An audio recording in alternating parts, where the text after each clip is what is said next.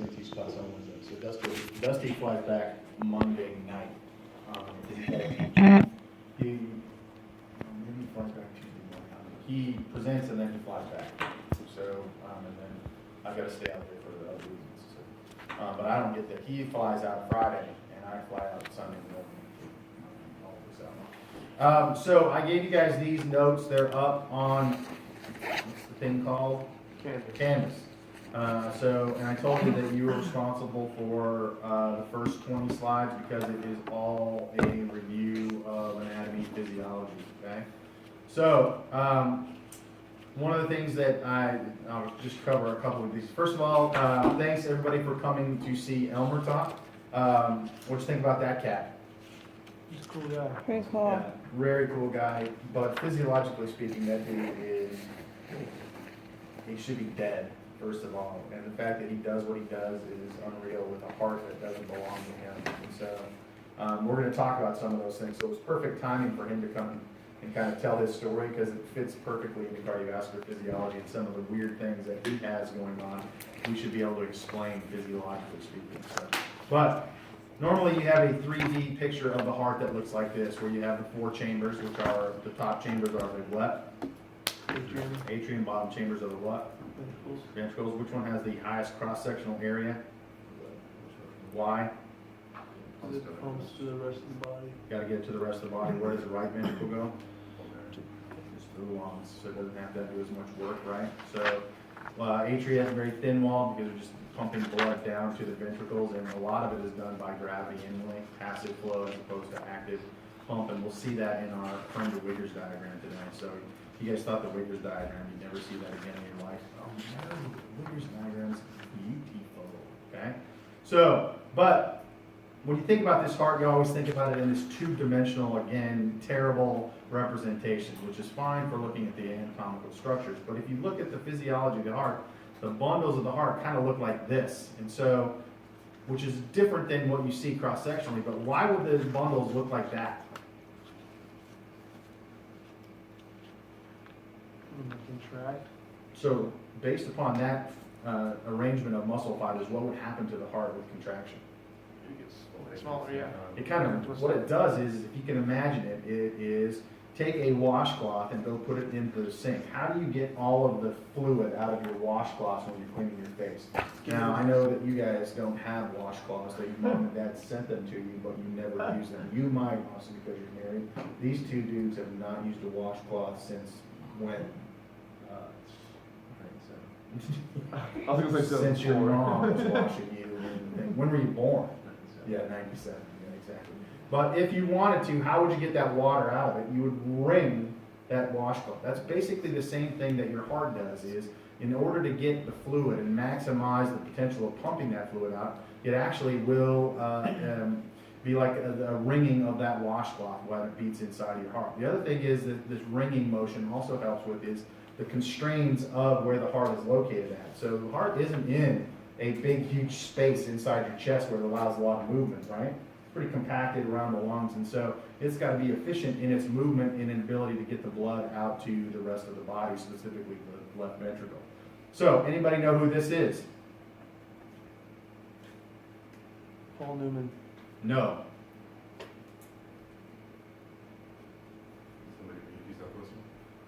Yes. And the Institute for Exercise and Environmental Medicine. Yeah, let's go ahead and get those state notes. First page. What do you think, movie star? Carmen? I'm gonna take that as a Oh, compliment. Craig Crandall, nice try. I'm gonna take that as a compliment. And B, I don't know. Okay. Close. Any thoughts? Let's see if this video will play. Ben Levine. Dr. Benjamin Levine. Let's see what he has to say today. Benny Levine. Good thing it has the, so where is the Oh, there's bond? the rows. Where the arrows are going away from each other. The problem is the volume is not pointing. It's got subtitles. And the problem is the large screen is not pointing. You could go back if we would zoom in on it. I can't even do anything there. Thanks a lot. Close it.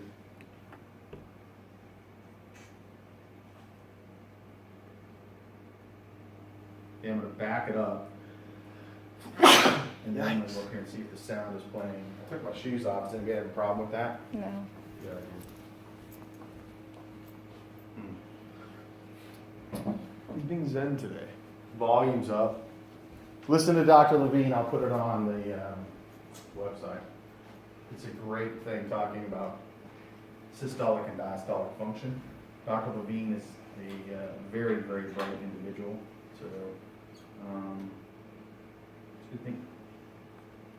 We have the closed captioning, you would be able to look at that, right? All right, let's see what happens when we go back to our program. Okay, so review, this is all review, pulmonary systemic circuits, yada, yada, yada. The heart, great, whatever. Heart wall should be again review with the epicardium, myocardium, endocardium. Nothing new here with regards to this. Myocardium, obviously we have most of the work is being done by myo. What's myo mean? Muscle. Prefix? Muscle, exactly. So that's going to be the responsible for the muscular contractions with that. A little different in regards to the architecture. You should have gone through all of that with regards to skeletal muscle. Nice table that defines that. If you have any questions, come and talk to me. Again, talking about the differences and how it beats, but it should be something that Dr. Murphy talked about. So regular exercises, cardioprotective, yes, great, that's awesome, okay.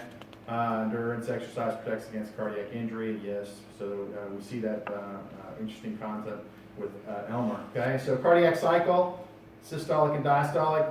Systolic is the contraction phase, okay. 2/3 of the blood is ejected from the ventricles per beat, okay.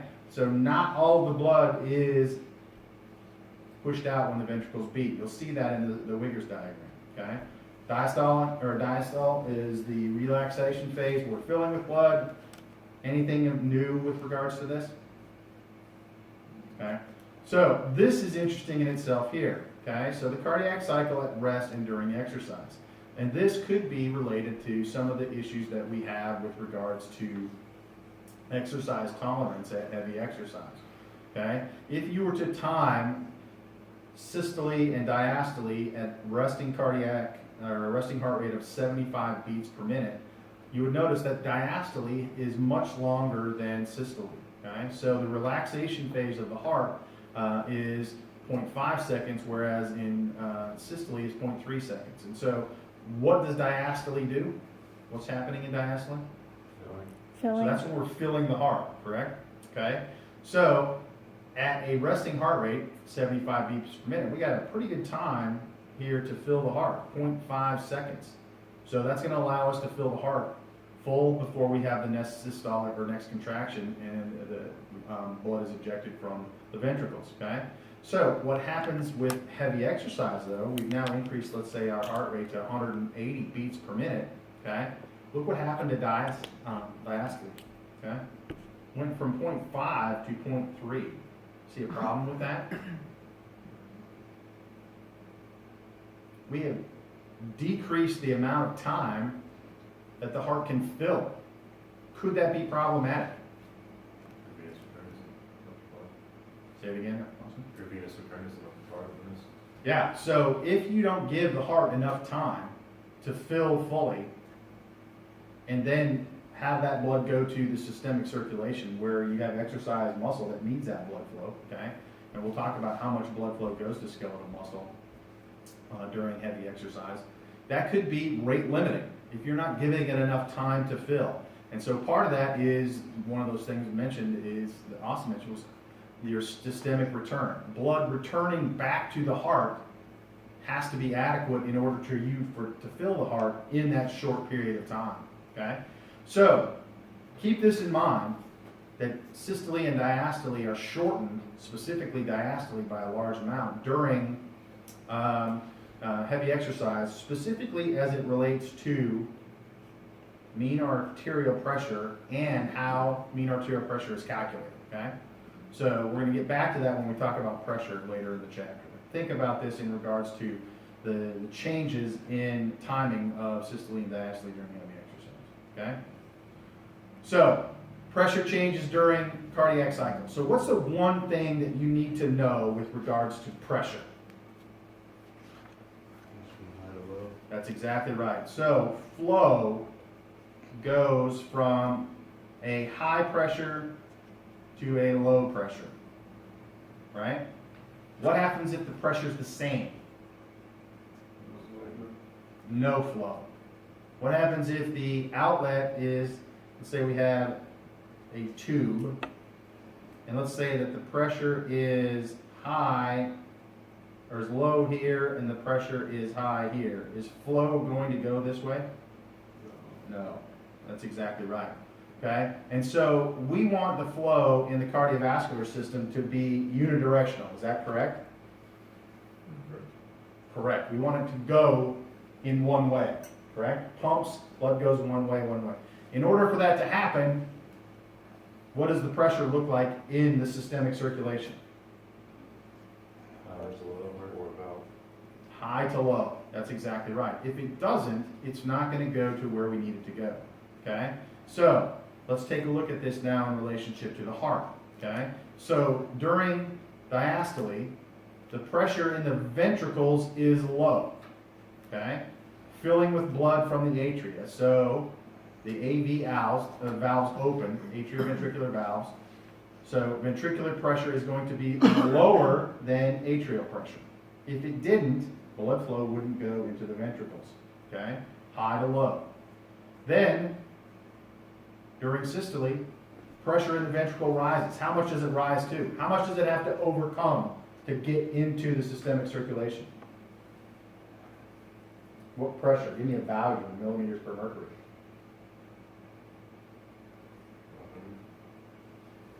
Why'd you say 100, Watson?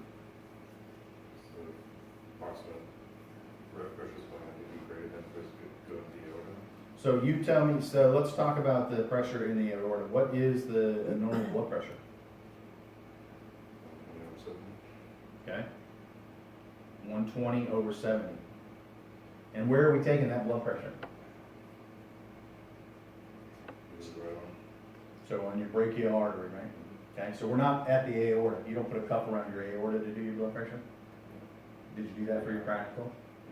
No, you didn't reach into your chest and throw a cuff on that, right? So we took the next best thing, which was the brachial artery, and put the cuff out there, okay? And so we were able to measure a pressure of 120 over 70. Brachial artery is pretty close to the aortic pressure. So how much pressure does the ventricle have to generate to get it to flow into the aorta? It's got to be higher than this, right? So whatever your aortic pressure is, as measured by brachial pressure, you have to overcome that pressure to go pressure to low pressure, flow goes in that direction. If you don't, it's not going to do that, okay? So now, think about hypertension. What's hypertension? And why is hypertension bad? So give me a blood pressure that would be considered hypertensive. 140 over 100. 140 over 100, okay? So now, your heart has to overcome 140 in order for blood to leave the ventricle and go into the aorta and the systemic circulation. So how does your heart do that? It has to generate more force to do that, okay? Over time, that's going to be problematic for your heart. You're doing more work with your heart to overcome that pressure. That can have bad problems. So we're going to talk about that later in the chapter, okay? So, all of this you guys should know with regards to the valves, okay? Lub, dub, heart sounds. First, heart sounds is the closing of the AV valves, and then the dub is the closing of the aortic and pulmonary valves when you listen through it with the stethoscope, okay? Is that what you're listening to when you're taking blood pressure, lub and dub? Noah says no. Is that correct? That is correct. You're not listening for lub and dub when you're taking blood pressure. You're listening to something else different than that one, okay? So, here it is, boys and girls. How many people right now can draw this? Now, I know Dr. Murphy had you draw this anatomy and physiology, didn't she? I can draw it. Well, you have to put it back up. You said that anyone could draw it right now, and it was up there Oh, at that moment. Well, right. now you changed the conditions, Let's so go. How about right now? I don't think taking she a had stand. us I'm draw taking a it, but stand. she had us memorize it. So then you, if you memorized it, you should be able to draw it now, is that correct, Wendy? Well, the different parts, what each thing is, plot twist, draw So glycolysis. that then is still the complete glycolysis. Wigger's diagram, correct? If you I'm learned sorry? it- If you learned it part by part, it should be then the same thing, correct? Yes, Drop, I can't. Lance, drop, The axes. no. I'm taking a stand. I'm going on strike. Can I get the axes? How about the answer? Can I have the answer? Sure. Anna, what do you think? Could you draw a Wigger's diagram? I will go down and I will kill Dr. Murphy right now. Carmen, save this class by drawing the Wigger's diagram on the board. You're on the record. So you're impartial. No. You think life gives you partial credit? I do. Who? Name I one feel thing. like I can think of an example of like Yeah, using I partial feel credit. like if you like give me a second. Parole. You know what interesting is a lot of your reference have to do with prison. I think that's problematic. Wendy, do you see a problem with that? Driver safety courses. With- and with you can get a Lance, discount on your He's in fine. dreamland. Yeah. You can get a fine on your Murder gives you partial credit. manslaughter. Yeah, you can get charged. Attempted murder. Wow. Quite dumb, but. I should definitely be a little weird. Okay, so the Wigger's diagram, when you throw it up here like this, it's overwhelming, okay? But it's not. You have to break it down like Dr. Murphy said and look at it, what's physically happening, okay? So the first thing that we're gonna do is we're gonna look at the bottom of this Wigger's diagram, okay? And specifically focus on what's happening in the heart, okay? Because then you can explain the other things that are going on, okay? So let's take a look at, and you know what happens in when the heart fails, because I'm almost sure Dr. Murphy had you describe how blood travels through the heart, or you had to know that, okay? So we're going to start with phase 1, ventricular filling, okay? And so ventricular filling means that blood is moving from the atrium to the ventricles. So we see in this diagram, the left atrium is, or right atrium is emptying into the right ventricle with blue blood. What does blue blood mean? No oxygen. Deoxygenated blood, that's correct, okay? Because it's going to the pulmonary circuit, lungs, so that we can load it up with oxygen, returns back from the lungs to the left atrium, and then the left atrium fills the left ventricle, okay? So in order for that to physically happen, what structural-wise has to be happening? Well, the atrioventricular valves have to be open. So the valves that are located here, if they're not open, blood flow is not going to go from the atrium to the ventricles, okay? So if you look at the table up above, our atrioventricular valves during phase 1 are open, and our aortic and pulmonary valves are closed because we don't want blood leaking out of that at the time. So this makes sense. If we want to fill the ventricle, we close the aortic and pulmonary valves, and then the atrioventricular valves open up, allowing blood to go from the atrium to the ventricle, okay? We know that one, okay? So pretty clear on what's happening there. Now, phase 2 is broken down into 2A and 2B, okay? The first part of 2A is, let's look at the valves. What's happening with the valves? They're closed. All of them are closed, right? So the atrioventricular valves are closed. The aortic and pulmonary valves are closed. So what's happening to flow? Nothing. Nothing. Why? Valves are closed. Valves are closed, so the blood can't go anywhere, right? If all the valves are closed, you can't have anything be going anywhere. So when volume, which we'll look at here in a minute, does not change, okay? So the question is why would we have a phase where all the valves are closed? Pressure's equal What pressure's equal? between the ventricles and either the pulmonary circuit or the aortic. Go right up at that time. So, the pressures aren't equal, but but there's no flow because you put up physical barriers. So pressure doesn't matter at that point, right? The pressure in the ventricles have to be greater to be able to close that valve and to prepare it for ejection. That's exactly right. So what you're doing with this closed valves is you're now allowing, because the ventricle is contracting now, because the ventricle is in systole. And what it's doing is, now what are you doing? If you have a ventricle that's contracting and all the valves are closing, what's happened to that pressure inside that ventricle? It's increasing. It's building up. And so why would you want it to build up? So that you can eject it out to the existing circulation, right? Okay? So this 2A phase is called isovolumetric. Iso meaning what, Carmen? Same. Volumetric meaning what? Same volume contraction. So isovolumetric contraction means that the ventricles are contracting, but no volume is leaving the ventricles. Okay? Then once it gets to a high enough pressure, you will get phase 2B, which is ventricular ejection. Okay?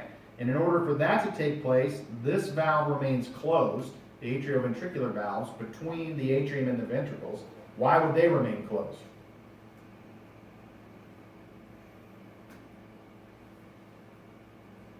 Which ones? Atrioventricular valves between the atria and the ventriculars. Why would you want them to remain closed? Anna, why do you think so? Yep. That's exactly right. Keeps blood flowing unidirectional, right? So we don't get any backflow back into the atrium. We don't want that. We want it to go forward rather than back. Now the aortic and pulmonary valves are open, indicating where is blood going to be going. If it's left ventricle, it's going to be going to the systemic circulation. If it's right ventricle, it's going to be going to the pulmonary circulation, right? So now we're able to eject that, okay? Then we run into phase 3, okay? Phase 3 now is another isovolumetric phase, okay? In this case, all the valves are closed, okay? And now, instead of contraction, it is relaxation, okay?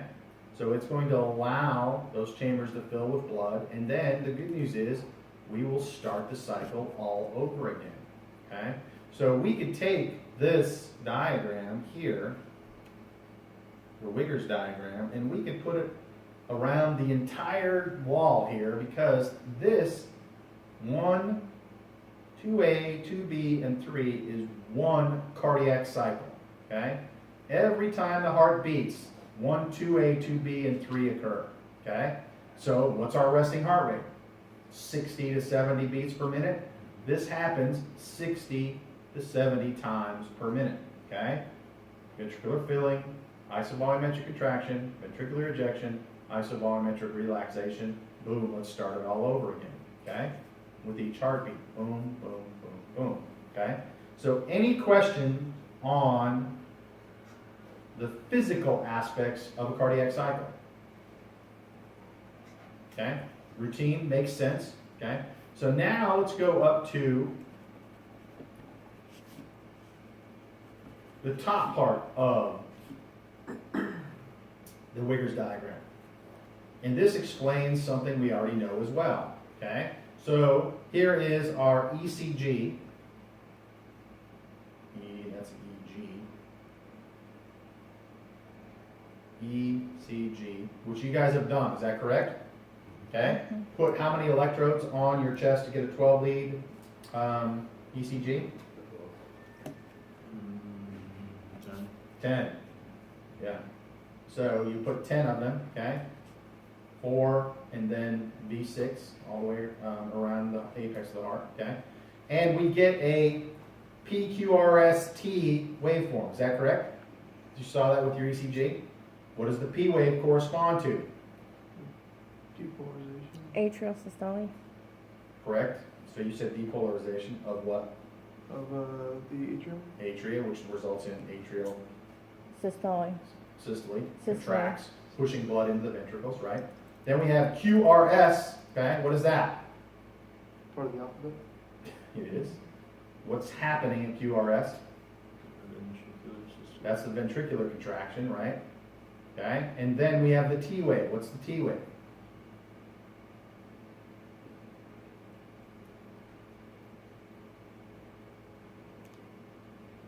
Ventricular repolarization, right? So what's happening is you're resetting the ventricle to contract again, okay? QRS is the ventricular what?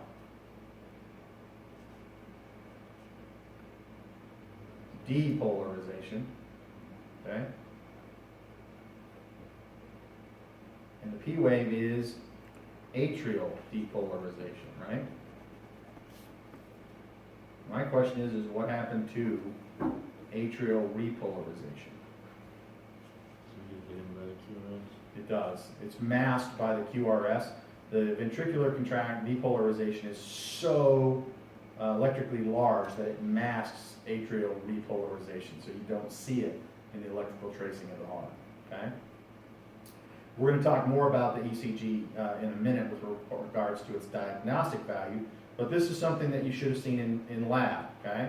So now we know what's happening. Does the electrical tracing correspond to what we talked about down here structurally? Okay, we had an atrial contraction, so this is the P wave, right? Okay, and then we had ventricular contraction, which is QRS, okay? And then here, this relaxation is going to be our T wave. Okay? So everything corresponds from an electrical standpoint and a structural standpoint.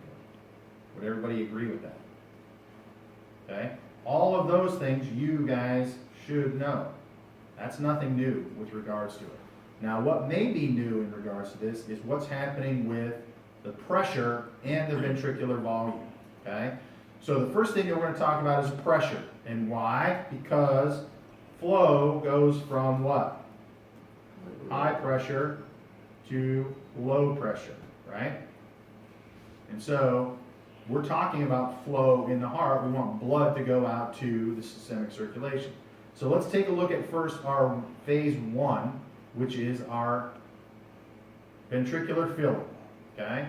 And you can see there's two different things that are happening, ventricular filling and atrial contraction. Let's see what happens with pressure with regards to this. So we're most concerned with this in the case of the phase 1 of which two pressures on this pressure tracing?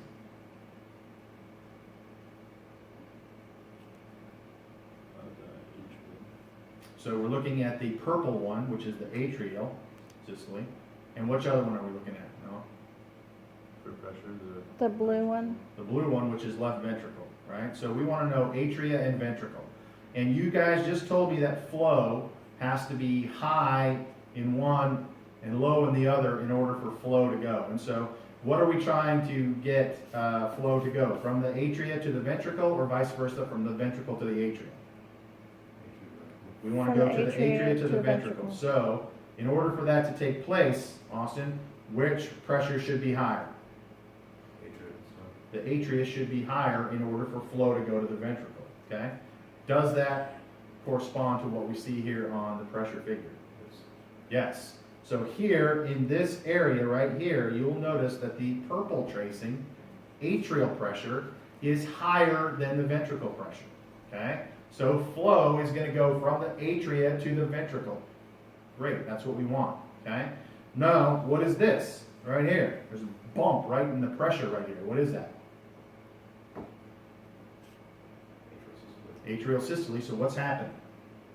Contraction. Contraction of the atria increases the pressure a little bit. Anytime you have a contraction of the muscle, you're going to get an upswing of pressure, okay?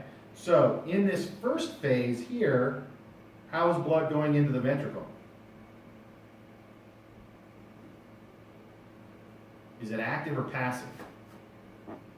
Passive. Passive, exactly. No contraction is taking place, so it's not an active contraction. So basically what's happening down here as you're feeling this is, in humans, okay, gravity helps us quite a bit because we're in an upright position, and blood will flow passively from top to bottom down the gravitational gradient, okay? Also, what happens is there's a little bit of negative pressure generated by the ventricular contraction, so it'll actually kind of suck blood down in the, and that's going to be beneficial with regards to exercise. There may be a little more negative pressure that allows that ventricle filling because of the suction pressure. But for the most part, it's a passive procedure allowing blood to fill that ventricle. Then, towards the end of that, you'll get the contraction of the atria that then pushes the rest of that blood down into the ventricle. Okay?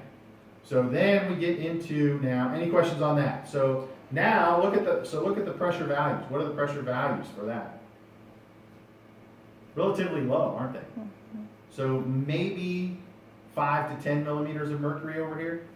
Okay? So this is relatively low pressure. And the ventricle has to be lower than the atria in order for it to fill. Okay? Now we get to this phase, which is the 2A phase, which is labeled what? Contraction. Isovolumetric contraction. Okay? So when we say isovolumetric, what's happening to the valves? They're still closed? They're all closed, right? And now the ventricle is contracted. And now we see the reason why the valves are closed. Okay? So in that isometric or isovolumetric contraction phase, we are now able to generate a huge pressure gradient in there because we're contracting the ventricles, but we're not allowing any blood to go out. Okay? And so that isovolumetric contraction phase is needed to get the pressure up high enough beyond what's now above the aorta. Okay? And so once that pressure gets high enough here, it's going to the aortic valve is going to open, allowing blood flow to go out. And now we have to have pressure being high in the ventricle and lower in the aorta. Okay? In order for blood to go that way, which it does. So you'll see here in this area right there, ventricular pressure is higher than aortic pressure, allowing flow to now go to the systemic circulation. Okay? Now, you'll notice the tracing of aortic pressure. What's going on in that thing? So first of all, it starts out pretty high, right? Then it continues to drop down to around 80. Why is that?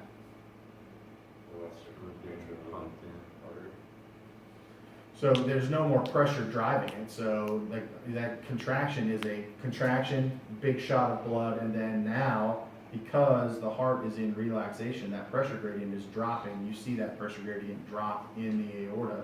So it'll drop down to around 80 millimeters of mercury